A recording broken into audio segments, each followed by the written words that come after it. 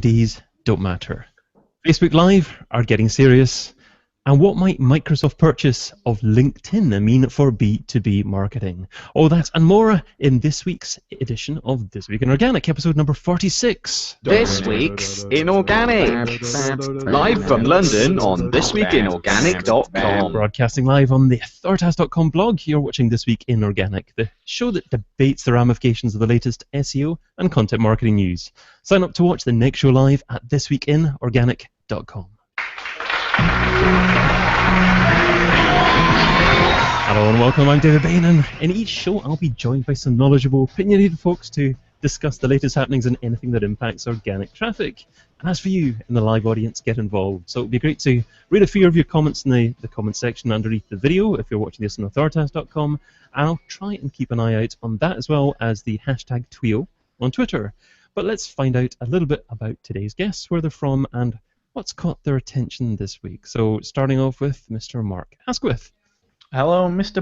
Bain. How the devil are you? Yep, that's right. I'm Mark from Hacksaw, a design and brand consultancy here in the north of England, and also the founder of podcast websites and Excellence Expected.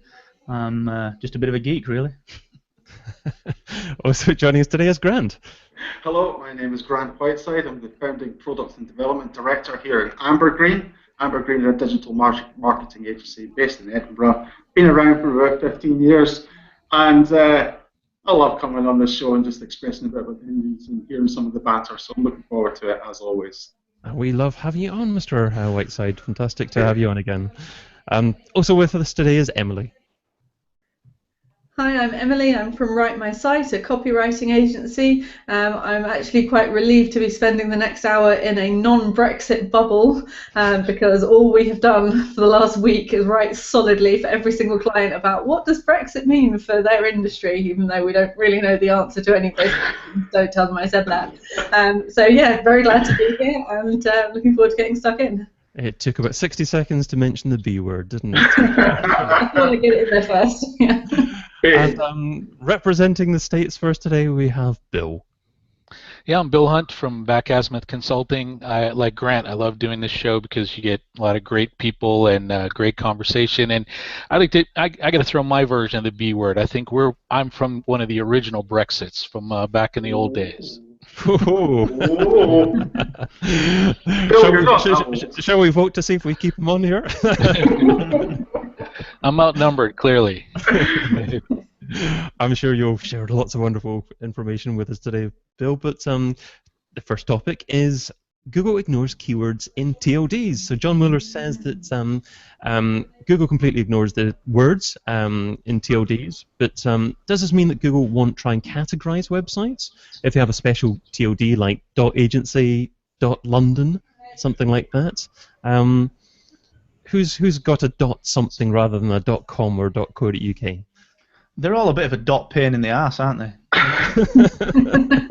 Remember when the old .co came out and everyone, yeah, my name's markasquith.co, and they're like, okay, .co what now? So yeah, you missed the M. I'm looking forward to trying to educate my mum that she can go to my site.london. She's just going to laugh me out of the building. So you're going to be registering a I think soon then? Come now, we've barely got the electricity. We can do the rest of it. I think it's an interesting one. I don't see how they can't categorize things. I don't know how long it'll take for them to start actively doing that, or whether there's a bigger plan in place. But I think it's kind of nice that the keywords don't matter. I think that's a real nice. It just stops the rest of the spam that you get anyway. It just stops the kind of the crappy URLs that you see out there. But I don't know. I mean, you've got to assume that there's a bigger plan in place for the extra TLDs that are coming out, because these are coming out at a crazy rate now, aren't they? They're coming out really ridiculously quick.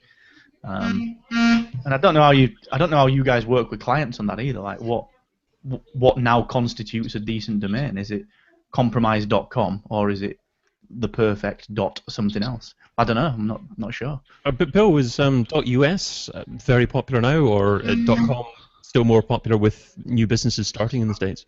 Yeah, I think it's all .com. I think that's the interesting thing. Most Americans think .com is an American thing. So when you talk to them about a .us, they're like, well, what's that? and we don't see many doing it. Most people get it if they can't get what they want, but it's never been a really big thing. And for my clients, I think the cost, they're big companies, but for many, the cost to buy some of these have been just not really a good investment. And I think, as Mark was saying, I think, we can't expect Google to do something with it. If you've got, 1,000 sites on .travel, you can sort of pigeonhole them. But, to me, it's such a weak signal. And I think there was a lot of hubbub in the U.S. at least last week when somebody put out a case that they had .seo and they were ranking number 5, and that was apparently the sole reason they did it. So I got people saying, hey, should we get this one or that? And interestingly enough, a whole page ad in Adweek this week is, hey, .sucks is coming, get yours and protect your name now. So I think it's an interesting time, and I just can't believe Google's going to use it as a very strong signal for anything. No. Chris, is that similar thoughts to you? Have you got any clients that are going with a domain that's a little bit less the norm? Sorry, is this to John? Grant, sorry. Oh, sorry, yeah. I'm sorry. I'm attempting. I'm actually writing a tweet to Chris Green at the same time because apparently they didn't receive the invite, so that's why I called you Chris. But Grant, yeah. I know what you mean. Right. It's a gravy train. There's no two ways about it. That based on fear and uncertainty and doubt, I think a lot of domains have been bought and sold on that basis, saying you've got to look after it for brand protection reasons. So a lot of money's been made out of this rather than anything else. I do have 1 or 2 clients, large enterprises that do lots and lots of things. They broke up different parts of their business on their enterprise areas of the business. Whether it's worked for them or not, it's hard to say because not many of their domains have gone live.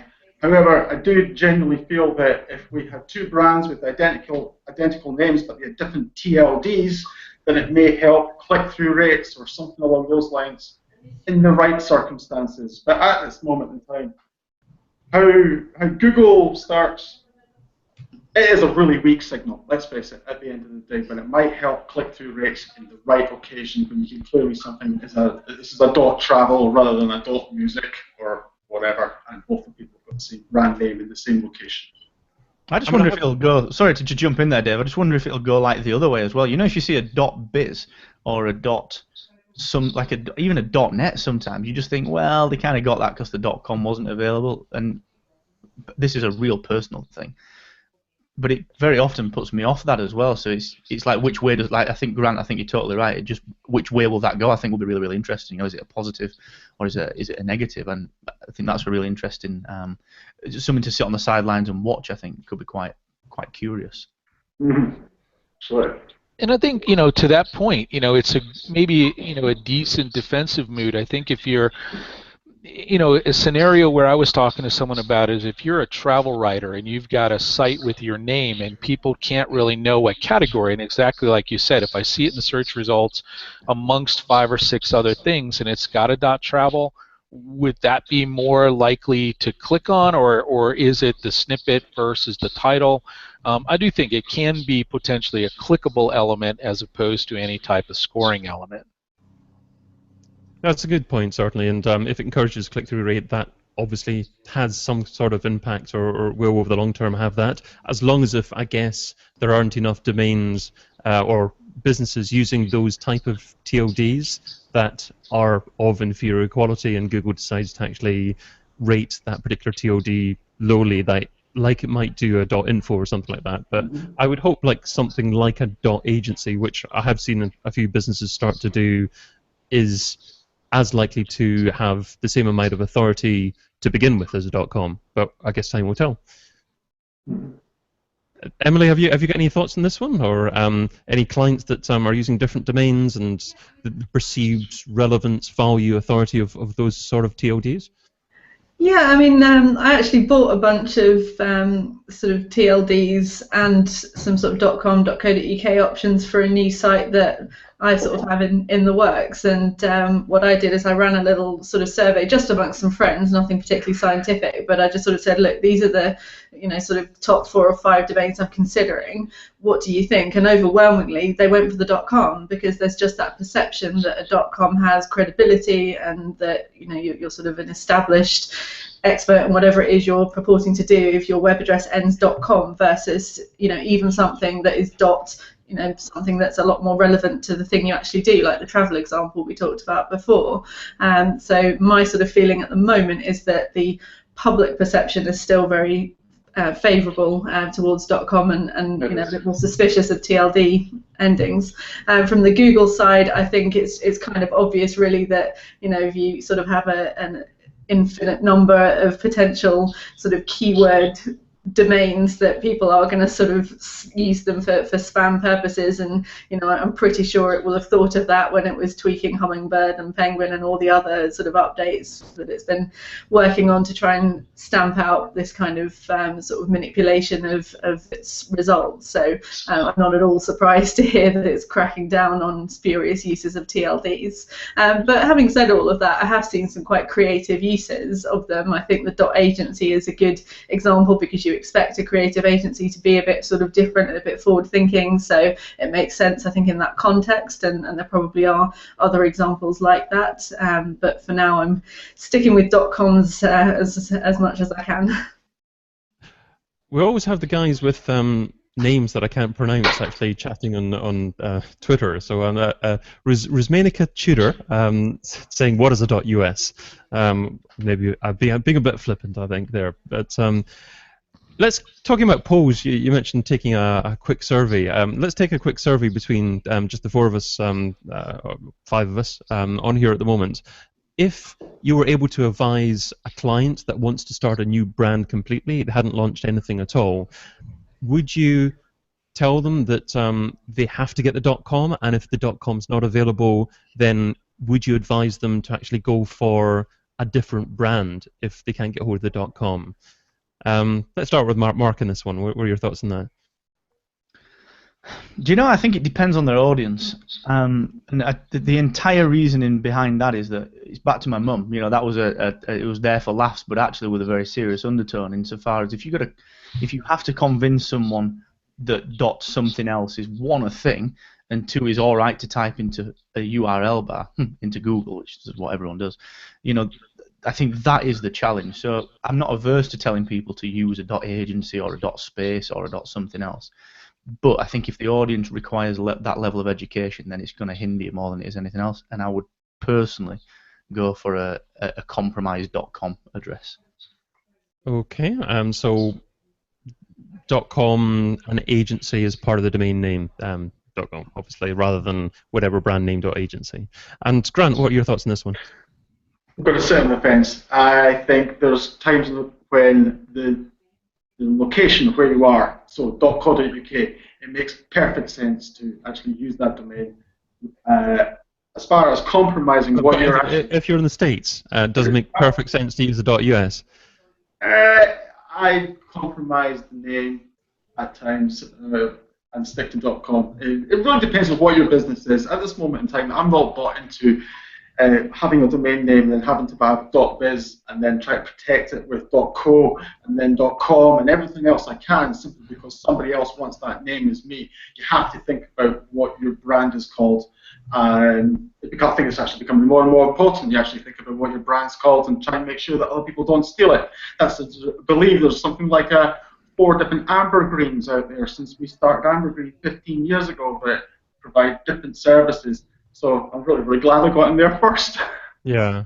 It's interesting that a lot of people in digital think of domain names as being primarily the most important thing, and generally don't think about things like trademark as much. But obviously lawyers will tell you something quite different, and the trademark's more important as well. Emily, if you're advising a client in that situation, .com's not available, would you say change brand name or just stick with the brand and find whatever you can get? I don't know that I'd say do a complete 180-degree turn on the brand. If it's a strong brand, and it sort of says something, quite sort of potent, then I wouldn't sort of advise chucking that out altogether. But I'd try and sort of find some way of working it into maybe a .co.uk, maybe sort of, if it's an organisation, a .org, other sort of options, or if none of those are available and it's a TLD or a change of brand, I'd say maybe.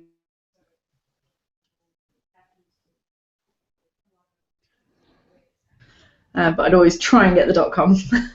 Okay, and Bill, is the .com the be and end all of everything in terms of actually getting a decent website address in the States? Yeah, I think so. It's definitely what people want, and with Back-Azimuth, we had to go with a hyphen because it was some old rock band that they had the domain, and the only way we could get it was to use do anything with a hyphen, and I've been squatting on that trying to get it for forever. So it is. I think it is important. I think if somebody just starting out, you have that opportunity. You probably don't have an established brand, so you can have the name. And I agree with, with the other folks that try to come up with a name that you can get a domain for and try to. To trademark it. And then we've run into things now outside the U.S. as well, where a company will start to take off a startup here, and then when they're getting ready to go to the U.K. or Germany, where they're telling them, hey, it's better to have a top-level domain with a .de or a .co.uk for print. They go to get it, and there's somebody squatting that, and they want $100,000 for the name. So I think that's another thing too, is this: think about where you might expand, and can you protect that name elsewhere? As Grant said, other people coming up with Amber Green and things like that. So I think it is an important consideration, and for somebody just starting out, it is a key thing to think about for your brand. Okay, well, moving on to the second topic, and that is Bing have launched their News Pub Hub. So this is a service that helps the publishing community, big and small, they say. So it basically gets their newsworthy content featured on the Bing network. So my question is this the big content syndication opportunity? If so, who for? Or is it not that important, really? I must admit I haven't looked into this massively myself, but it seemed to be something that could be a decent opportunity, certainly for bloggers that focus on their industry news an awful lot. Mark, is it something that you've looked into at all? No, it actually isn't at all, but I kind of have two thoughts on it. Number one is a real, oh my god, what a pain in the ass. Like, there's another thing. I've got Medium, I've got LinkedIn, I've got my own site, I've got everything else that I publish to. So like, that's kind of a pain in the backside, but then at the same time I understand that Bing, if they play their cards right and they do what I feel they should do with the content and treat it as a established site for people that have got authority and prove they know what they're doing, then I can see me using it. But again, the real sort of litmus test is what is the net effect on, one, the business, and two, the traffic. I'll give it a go. There's no doubt about that. I will give it a go, like I do LinkedIn Pulse and Medium and everything else. But for me, ultimately, my goal will always be to build the brand around me and the website and my website, and everything else is just secondary. So yes, I'll try it, but I don't know if it's certainly not going to revolutionize things yet, I don't think. So what will you give it a go for? Will you give it a go for maybe creating a category on your blog that's a bit more news orientated in terms of what's happening in your industry or a client's industry, or will you just try and just publish your regular content to it and see what happens? Well, I think the regular content's a bit of a challenge, because that, when you start pushing that out to Medium and to LinkedIn and all the other places, it gets really, really diluted. So I'm not sure is the honest answer to that, but what I would imagine is that I'll do something around one specific niche within my niche, if that makes any sense. So something around personal brand, something around content marketing, but maybe just focus really tightly in on something like Snapchat or Periscope or Facebook Live. Really go deep on it, so that I'm not too broad that I can't keep up with it. So anything that's announced about Snapchat, I can commentate on it. That perhaps that's a decent way to do it. But honestly, this is all winging it. I've not even given it any thought. And Grant, you've got several clients. Is it likely that this service may be of interest and of value to some of your clients? Yes, I think so. I think Google News is a zero-sum game. It has been for quite a while, where one person gets does particularly well, and obviously they get the one box main news item on Google search and all the rest of it as well. So I have no idea about how this is actually going to work out on a Bing audience, but I'm on a Windows computer, which is a great thing, right? And obviously Windows is connected to the Bing gang, to the Cortana gang, to the a whole lot of AI assistants. They're all going to be looking at this kind of information as well. So if you join it all up together and you think about Bing and Windows and Outlook and Skype and how all these things come together, we all know that it isn't all about going to Bing for news information. At the end of the day, we're going to get more and more personal assistants that are going to be looking for information. So before I came today, there was my personal assistant, Charlie, sent me an email, told me everything that David Bain was up to and all the rest of it. Hi. And obviously, if David Bain had more conversations about himself via Bing News, as we'll call it, then it used to say Charlie would have found it a bit easier as well. So along those lines, this ain't all just about Bing search and Bing News. This is about joining up a lot of devices and a connected experience to understand more about where news is going. So where Google Plus didn't work for some people in the past, maybe Bing might. Maybe this might link up with our third topic, which is, of course, Microsoft purchase of LinkedIn. But we'll just put that thought out there and perhaps actually put it on hold a little bit there. Close, yeah. And until we get Emily's thoughts on this, because Emily, you obviously provide writing services for a lot of clients. Mm-hmm. Do you think that you will maybe actually try and advise clients to give this a go, or do you generally focus on just the writing of content and not really the consultancy with regards to where that content is published?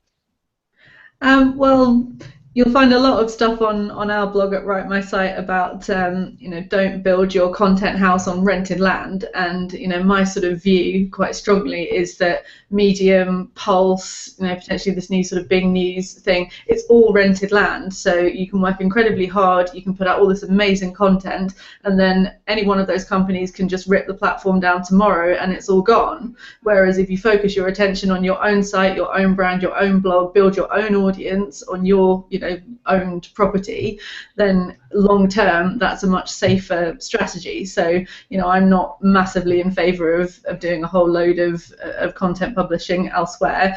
We do publish across those platforms, but we rarely give them the same amount of TLC as we would give content for the brand itself. So I suppose my answer to this sort of new platform is the same as my answer to Pulse and Medium and all the existing brands. So it's a funnel, it's a traffic generation opportunity. Don't publish your best stuff there. Well, you can publish your best stuff there, but publish it on your site first, give it a few months, and then give them a little sort of snippet of it and link it back to the full fat thing on your blog. Bill, what are your thoughts on this don't build your content or a lot of your value on rented property? Because obviously we've seen in recent years Facebook pages losing a lot of their organic reach. That's probably the big example, but it can happen in other places as well. But obviously there are potential positives with regards to actually driving a lot of traffic from third-party sites like this. What are the pros and cons of this? Well, I think that the latter is the biggest pro. Is it's got a potential to drive traffic. One of the things we've seen, and I was in Taiwan a couple months ago working with a bunch of brands in a holding company, and they had completely moved off websites to Facebook because they said that's where everybody is. And then one day happened, somebody asked a question, how come we get zero traffic from Google and Yahoo? And someone said, I don't know. And it's like, well, you don't have any websites. So, exactly to Emily's point, if you're renting something and it goes away or it starts, sort of governing or filtering what gets out there, it's a problem. At SMX Advanced this week, one of the things that Google was telling us was, be careful with syndicating content because, a lot of times ownership is attributed to the first place that it goes live. And I see a lot of companies will do that. They'll write a brilliant article, and they'll syndicate it out to their partners and networks, but it takes them a week to post it on their website. So they get a partner that gets credit, that ranks well for the article, and they don't. So I think that's really the pros and cons. Write for yourself, exactly as Mark said. Take care of your own house before you build somebody else's revenue stream. And I do think, like you were saying, I think, as Grant said, I'm a Mac user, but I just had to work on a Windows machine yesterday, and looking all the tiles on the desktop, it makes complete sense to me that using assistants that somebody could set and ferret it out and bring it back to the desktop in a Windows environment sort of is a no-brainer. For them, and whether or not we can get traffic, that's an interesting thing. But I do think the big one is what we're going to talk about next, is where this content and using sort of LinkedIn as a way to capture, especially tech B2B, is going to be a pretty powerful medium. Okay, great stuff. So, I mean, just before we get to that, Bill, do you think that the thought just passed through my head there. I can do some jokes if you want. I've got some jokes. What's your best joke, Mr. Mark? Yeah. No, I'm not going to joke. I'm terrible at jokes. In fact, I can't say them on air. This is all like really bad stuff. Well, what I was going to say, in relation to the type of content that's published, is obviously this is a news type service. Does the type of content have to relate to something that is actively happening at the moment in relation to other topics there? Will Microsoft, do you think, not be willing to take content that isn't directly related to news? Yeah, I mean, I just had somebody the other day say, hey, none of my AMP pages are showing up in Google. And it's like, well, they were pumping out a bunch of press release crap. And it was their stuff that nobody, A, would search for, or B, that anybody would care about other than them, and then want to know why it wasn't showing up and bringing traffic. And I think that's where it's going. But, one of the things we've been doing, like with Absolute Drinks, is, not pimping drinks, but pimping drink data. And we find that like Reddit and places like that, it becomes packaged news in a way. What are the most popular drinks this month in 5 countries? And, that's sort of newsy, and it's stat-type data, and it is the kind of things that an assistant can fetch for you and bring back. And I think those are the kind of things. I think Grant nailed it with where this is going to go, and it's bots picking up on certain signals and being able to relay that back to people. And so more newsy, more stat-type content, data-driven, factual things, I think, is what's really going to thrive in an environment like that. Yeah, so you mentioned Grant there, and Grant obviously, I think, was fired up to talk about Microsoft's purchase of LinkedIn and what that might mean for the future of maybe B2B marketing. And so, Grant, has LinkedIn just become a lot more important for a marketing perspective? Possibly. Yes, I think it has, actually. Obviously, LinkedIn is a bit of a hassle, and you have to commit to it and all the rest of it. But the opportunity that it has now, as I say, to join up within the whole Microsoft network of whatever that is, whether it's Skype and Cortana and a whole lot of AI assistants that will use it, I think that's probably the best opportunity. What we have to do is probably update our LinkedIn profiles and make sure everybody understands what our Skype names are, and actively use it. I know we're all getting dragged into using platforms. Emily, you summarized this beautifully about the fact about how we're getting pushed into these places now. But bottom line is that the more that you use LinkedIn and understand about how that's going to work within the Microsoft environment, probably the bigger chances that you're going to get from it as well. And also, it goes back to publishing on Bing News and publishing on LinkedIn Pulse and all the rest of it. That's their game, to try and drag you that way. I think it's up to us as agencies and as people to understand about how much we use LinkedIn, how much we benefit from it, and how we just use we realize that all these devices and all these platforms are all joining up together, and that ain't going away. It's not going away. Every Windows computer, it will be built so you open up and it sees feeds and it understands things, and I'll be able to open up my Windows computer, type in Cortana, ask my name, ask my brand name, ask for Emily, and I'm going to get more and more information. And it's just inevitable.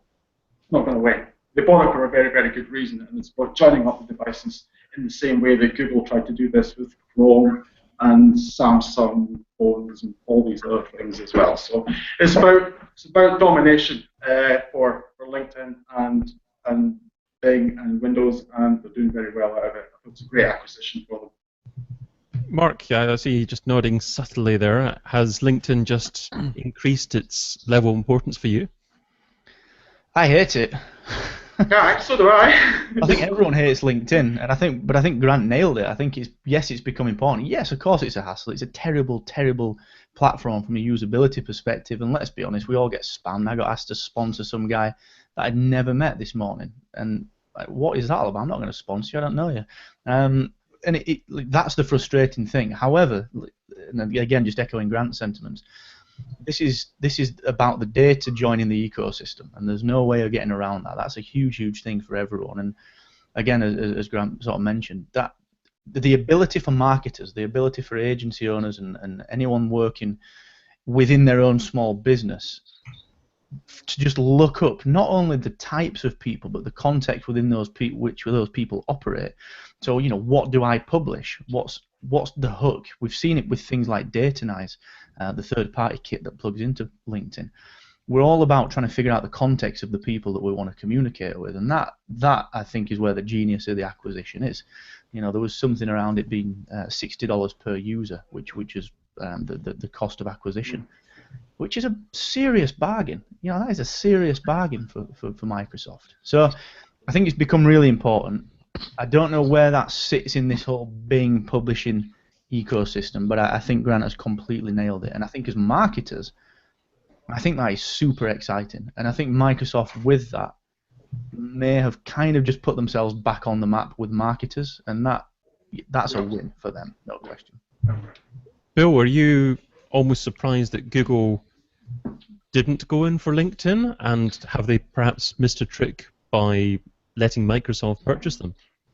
Yeah, I think so, especially in tech B2B. And, you know, so many companies, as Mark was saying, being able to target people in context. And, you know, 20 years in tech B2B marketing, and one of the things I've always seen is, you know, big companies will, you know, just give them by the truckload white papers to TechTarget and sites like that that use them as bait to bring them and then sell the leads back at $15 pop. You know, this creates an interesting scenario where, you know, I've seen cases in with a cloud computing company where this idea of epiphany marketing, where they wrote an article about, you know, how to save real estate square footage by moving systems to the cloud. And it didn't resonate with the IT side of the house, but this article was seen by a CFO of a large company, and they had tried 21 times to reach this person, and it took one article that, you know, sort of came into their inbox about how to save money migrating to the cloud, and he called them. You know, he had that epiphany that, oh my God, I can save money by doing this. Why or is my team doing anything about it? And I think you take that plus, you know, potentially bringing that content into Google Ads or Google Results, you know, that has that persona.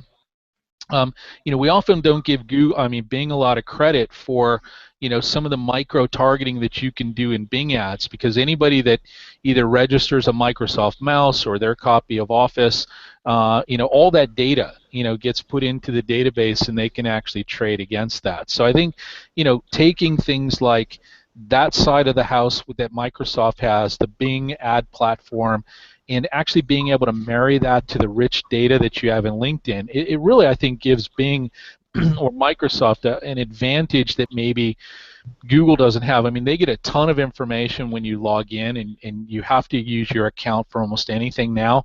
But I think that other side of the equation from the product and software registrations creates a pretty interesting opportunity that I think, yeah, definitely Google missed out on. So, I mean, Grant, you sound like a Microsoft fan rather than an Apple fan. Are you generally satisfied with the quality of search results from Bing? No, they're rubbish. and I use an iPhone, all right? Okay. So I just don't know how to use a Mac, all right? I think that's the best way to start. So I started off with Ataris, then I got a PC. That was it. So I came from the music industry, so I just started on a certain type of computer. I dare say if somebody showed me how to work on Apple, I'd be able to do it quite quickly, but it's not a case of just loving it or hating it. It's a case of what I can afford and what I have more than anything else. Yeah, Bill. Yeah, David, I mean, you made a great point. Is that, Bing sort of search results versus Google, and I was there at the launch when Bing launched their new and improved, and when you did sort of topic based, or the results that we got in Google now out of Hummingbird, I mean, Bing had cracked that long time ago, and one of the frustrating things for me when they did the announcement, I remember sitting in the movie theater. And the ladies behind me, said, yeah, I tried. There was a Bing ad on the screen and said, yeah, I tried it and I got the same thing as I got in Google. So why would I change? And I think what we're seeing is certain context people seem to like Bing for, or people that have sort of, always had some sort of Microsoft client. If they're using IE or whatever it's called today, and that's the default sort of search, a lot of people will actually continue to use it. And I agree, in majority of the queries that we do, it is complete crap, just like Google's really becoming crap. I think so many of the results are not as good as they used to be. But I think definitely on people type queries or topical type queries, like especially in travel and things like that, I think the results are actually quite good in Bing. They just don't do a good enough job of getting people to try it in those contexts. Emily, have you got any thoughts on the topic with regards to LinkedIn, the purchase of LinkedIn, how this may impact the use of that as a social network, if we're going to call it that? I thought Grant's analysis was really interesting, and my instinct is that he's right, that it's a sort of effort by Microsoft to become more more of a giant than it already is, but to sort of lead the way in connecting up sort of how people use different services and how they connect to one another. And obviously LinkedIn plays a huge part in the latter, particularly in the business community. Yeah, I think it would be interesting to sort of see what happens. I mean, I'm quite a fan of LinkedIn in the sense that we provide quite a lot of the content behind those annoying ads that you see, inviting you to download guides and white papers. I think the sort of micro-targeting available within that platform is really impressive. It's, in my view, much better than Facebook, particularly for advertising to sort of B2B. So it'd be quite interesting to see how they sort of tie that in with Bing and potentially with the the other sort of parts of the ecosystem, like Cortana, which is something I've got on my machine, but I'm a bit scared to try, so I'll have to give it a go. Just in case you end up in a vortex that you can't get out of. Exactly, it might start controlling my life. Bill, I'd be interested in your quick thought on this one. Do you think that this means that Google have to make some kind of purchase as a response to that? Does it mean that it's more likely to buy something like Twitter in the near future? I don't know. I still own some Twitter shares, hoping that somebody will make an announcement that they want to buy them, and then I can sell them actually and make some money. But yeah, I don't know that it's right for Google to buy. I think they've sort of tried their hand at that. So I don't know who would buy them. I think Google needs to buy something, but similar. But I don't know what's available. I tried to think about that for. Someone asked me, it's like, well, what's an alternative to LinkedIn? And there really isn't, other than Facebook, and they don't have enough money to buy Facebook. So yeah, I think it's sort of an area they're going to miss and don't know what they would buy to sort of replicate it.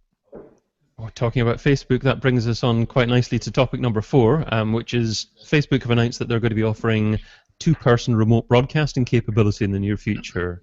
So a lot of us do live streaming, obviously content marketing, but is this going to significantly impact live streaming in the future? Are we going to see people move from Google Hangouts and Blab and places like that to Facebook? Have Facebook got it all tied up here? Let's start with Mr. Asquith's thoughts on this one. I think Facebook Live is a game changer completely, purely because the audience is there and it's no friction. If you think that through, if you think about, like, I've used every kind of live streaming app there is, apart from some of the crazy ones like Fire Talk. Like, there's just way too much. But if you think about Blab, if you think about Google Hangouts and Periscope, if you think about all of the types of tools that we use to connect with the audience, we've always got to bring the audience to us. We've always got to bring the audience to us. And Facebook Live stops that. And you can instantly get the right type of people. This whole Facebook's not a business tool. Of course it is. People who are in business are on Facebook. There's just no denying that. It's a fact. And I think this move to this waiting room scenario that they've introduced, this two-person broadcast, yes, I think it will be really, really extremely important. So I think Facebook Live, on the whole, is a game changer. That said, right now, Google Hangouts is still my default because it's just much more mature. You can trust it, you can rely on it, you know exactly how it works. I tried the Blab screen sharing for a webinar, and it just sucks. You know, I think Blab are having a few problems, but without a doubt, Hangouts is still the best version of that. But I think Facebook Live has a lot of potential because ultimately for us, and I don't know what it's like for everyone else, but for us, webinars are the highest converting sales tool and marketing tool that we ever use. Like ridiculous. You know, we're talking 60-70% conversions. And to be able to not have to drag people to a place and to be able to get to the place that they already are, I think is super important. So yeah, I think it's a game changer, and I think the ability to do the two-person broadcast is just a step in the direction that it was always inevitably going to go in. It certainly sounds exciting. I mean, I've done 30 or 40 blabs. I've done the same amount of Google Hangouts as well. And Google Hangouts has been around for a long time now, probably about 4 years or something like that. And it seemed like such a game changer, to use the same terminology there. But unfortunately, Google haven't seemed to do that much development. And then a year ago or so, Blab launched. And Blab seemed quite incredible because it incorporated live chat alongside the live video. People could interact alongside you actually talking, seeing the video as well. It seemed a lot more interactive, but the audience appears to have dwindled on there a little bit there as well. And on Facebook are, of course, the big Goliath in the room, and it would be wonderful if they were to launch something that is easy to use and obviously encouraged the audience to interact there as well, certainly. But Emily, I saw you nodding your head when Mark said that webinars do convert particularly well, or probably the best compared with anything else that he's tried. Is that something that you do, and have you found a similar kind of thing? It's not something we do for clients, but it's something I've done myself quite a lot of webinars, and yeah, I would absolutely concur with that. They are a fantastic lead generating tool, and you know, much higher conversions than asking people to sort of download a white paper, even though that's great too. But the part I was really sort of agreeing with it when Mark gave his view was that Facebook has that audience there. It has the critical mass. You're not having to ask people to come and join you at your webinar at 4 o'clock on GoToWebinar. You're just there with them, or when the tool evolves a little more, you'll be sort of there with them on Facebook when it suits them. And we already know that Facebook is pretty good at sort of suggesting the right sort of people you may know on a personal basis. And even though I sort of said it wasn't as good as LinkedIn for targeting, it's still pretty good. So in terms of finding the right audience for your message, it will be good enough to do that. So yeah, I think it does offer quite exciting possibilities for the future. I've got Amelia Fon saying, great discussion, re Bing search results.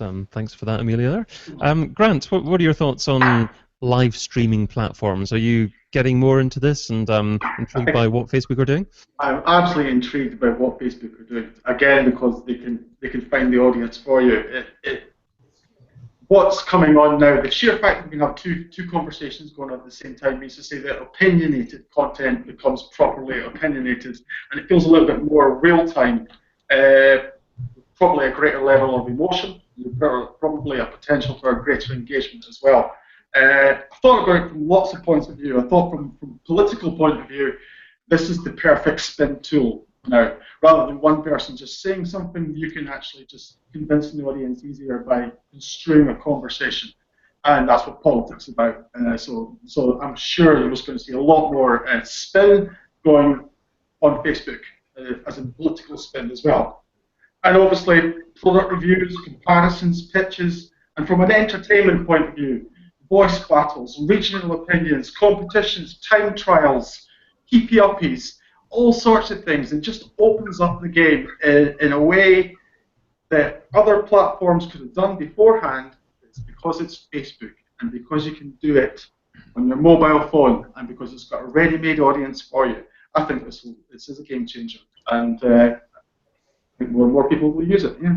I mean, for me, it's the fact that it's two-way video. I mean, if anyone's seen Mark Asquith broadcasting, he does a wonderful job at one-to-many type broadcasting. I don't think everyone's great at doing that. And to me, I like hosting shows like this, where I can get other people's opinion and directly talk to people rather than actually directly just read the chat or something like that. So I think in terms of communication offering, it's giving a lot more. It's opening itself up to different personality types now. Bill, game changer, is that a fair word for this? Yeah, I think so. And if you take the power of Facebook, I think Mark used the word frictionless, and imagine some of their data. Like, we all have all these reports that tell us that Thursday at 2 o'clock is the best time to tweet or something like that, and the overhead of doing a webinar is pretty heavy. Imagine if you knew what time a particular audience was predominantly online.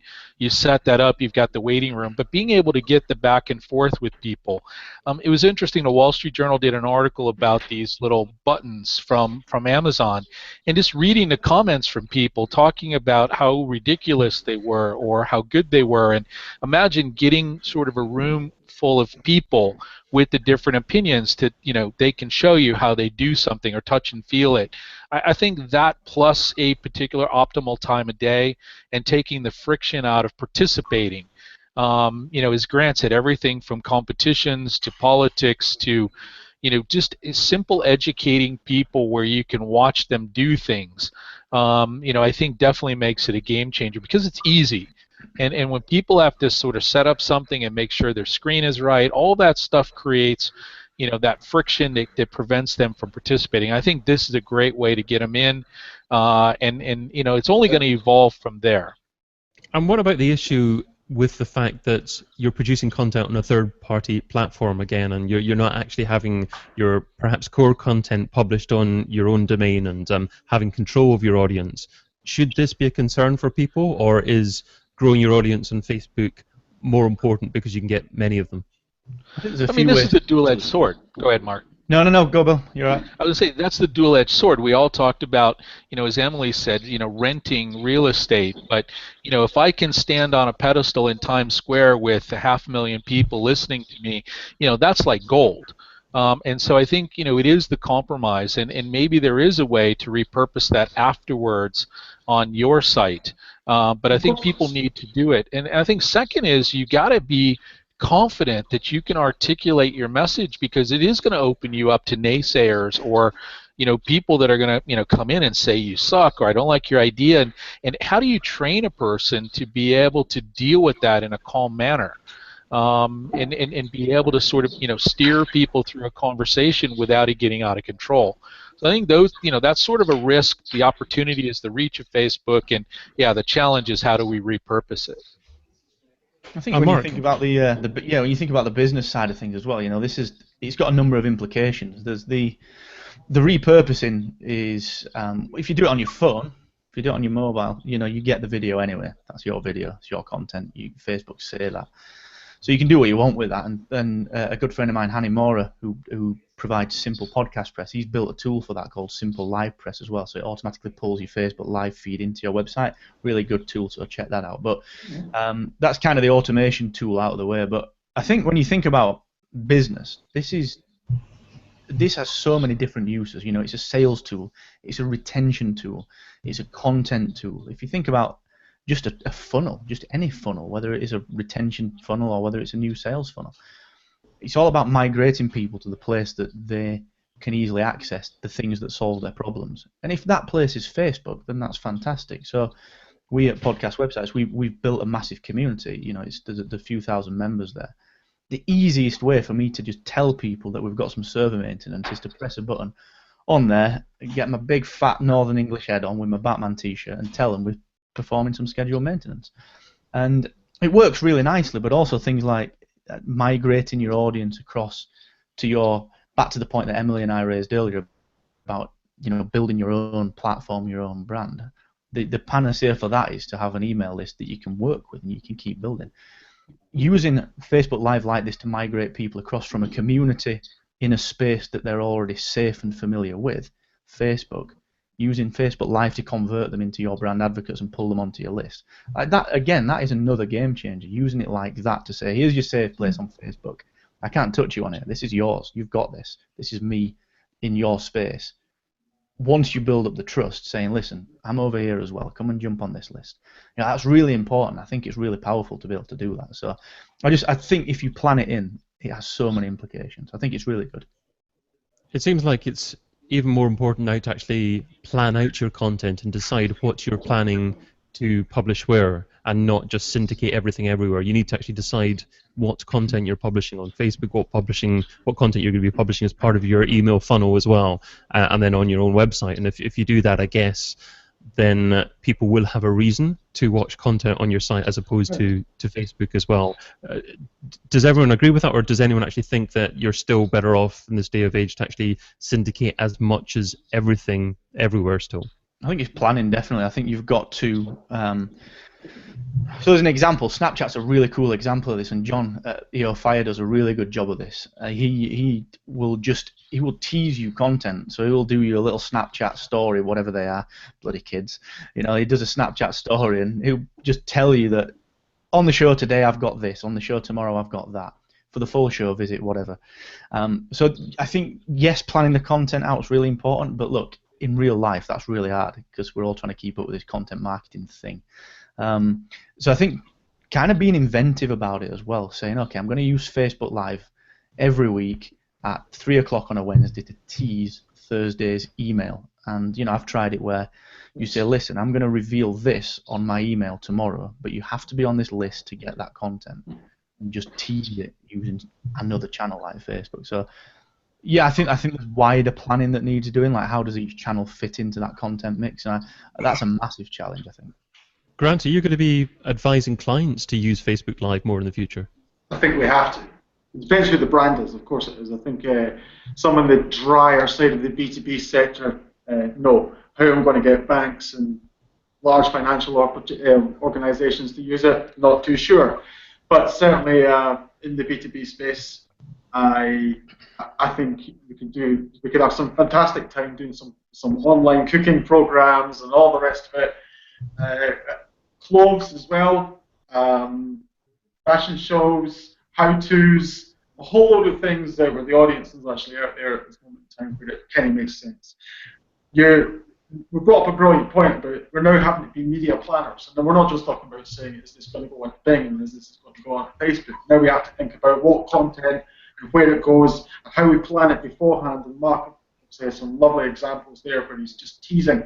We've been doing it in every other media. We've been showing people teasers and trailers and all sorts of stuff, you know, for decades. And I think we're going to see more and more of that now about how we get people to use one platform to send you to another platform as well. And obviously, when we do a video, we can do a transcript, and we can put that transcript somewhere else as well, like actually on the website.